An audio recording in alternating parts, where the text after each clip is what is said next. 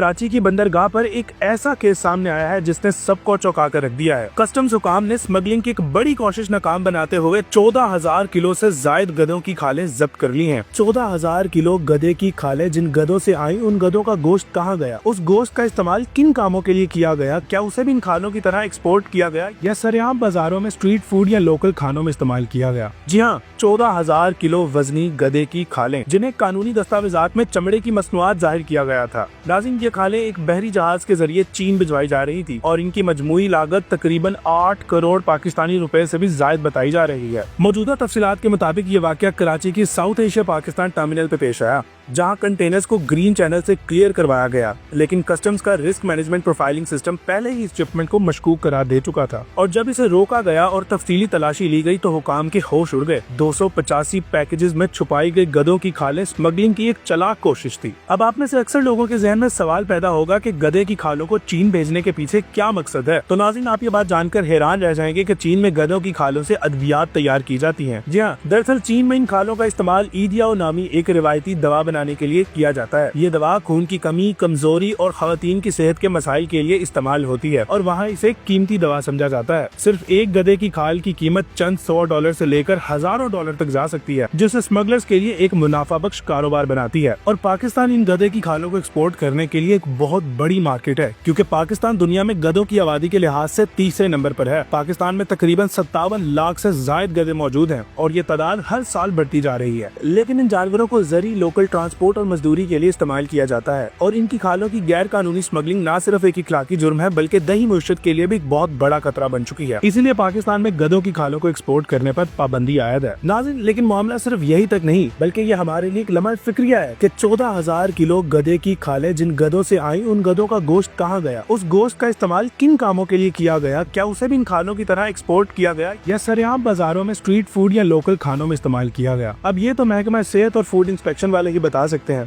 खैर, आपकी इस वाक़े से मुतल्लिक क्या राय है, हमें कमेंट में जरूर बताएं। बहुत शुक्रिया।